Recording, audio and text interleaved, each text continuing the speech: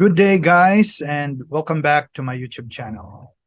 Today, I'll be discussing another ethical or moral theory.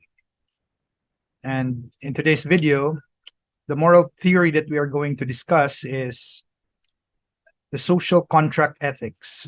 So, what is this theory all about?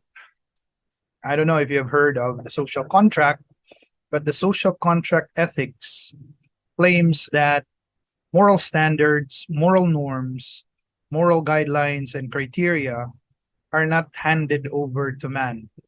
They are not ready-made materials or instructions or commandments that man received from any authority or from God, but rather good and evil, right or wrong, all these moral standards are created or generated by men out of a contract, or we call it the social contract, meaning this is a product for good and evil. Moral standards, moral norms are product of the agreement of men and women, of course, meaning social. It's not just composed of an individual, but many human beings who are rational, who are reasonable, and who freely choose or decide to come together and agree what is right or wrong, or what is good or what is moral, and what is not moral. In other words, according to the theory, good and evil, ethical norms, moral norms, and standards are products of the agreement of men and women. Whether this agreement is only hypothetical or real, it doesn't matter. In most cases, in most social contract theories, these agreements are considered hypothetical or abstract. They're like as if cases or situations. And obligations and duties are based on what has been agreed. So if there's already an agreement of what is right and wrong, then human beings are obligated to follow it or to conform to it. And the liabilities also, or the accountability of the consequence of our choice and actions, are also based on that agreement. So we are liable because in the first place, we decided to agree with others that these laws, these policies and guidelines, these standards and norms and criteria have to be followed or conformed at all cost to ensure that the common good, the general will, the welfare of mankind and their rights are promoted and protected.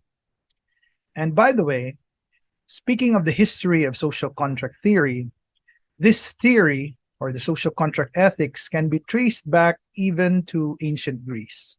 So among the major proponents in ancient times are Epicurus, who is the founder of Epicureanism, and Socrates and Plato. So according to Epicurus, what guarantees a pleasurable and a happy life is not only to live in pleasure and the absence of pain.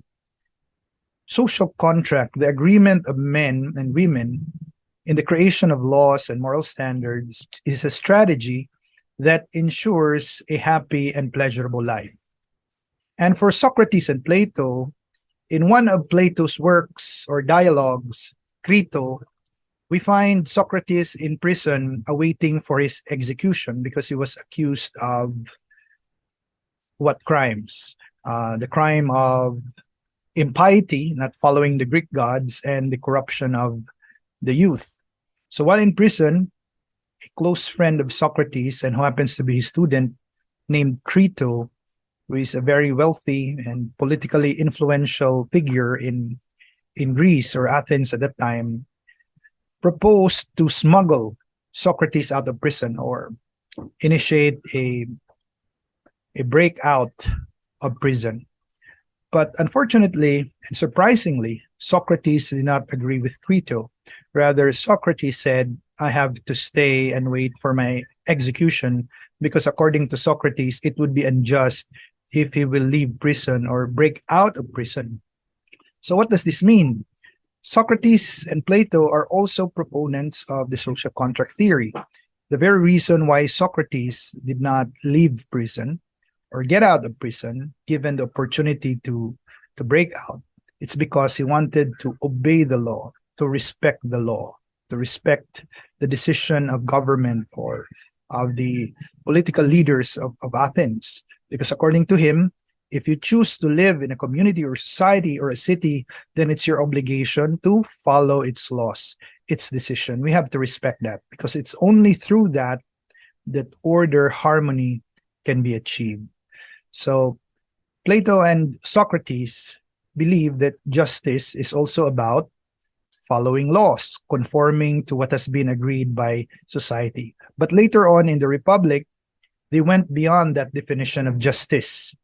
For them, justice is the harmony of the soul and the harmony of the state. So we have already explained justice of Plato and Socrates in the previous episode. So we would like also to invite you to view that video and review that for those who have already seen the video.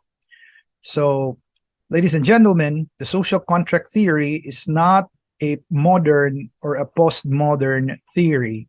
It has its origin even in ancient Western philosophy among the ancient Greeks, namely Epicurus, Socrates, and Plato. But later on, it became popular during the modern period, and the theory was popularized by philosophers like Jean Locke, Thomas Hobbes, Jean-Jacques Rousseau, and in the postmodern or contemporary time by the American philosopher John Rawls, who is famous for his theory of justice, justice as fairness. So that's what social contract ethics is all about.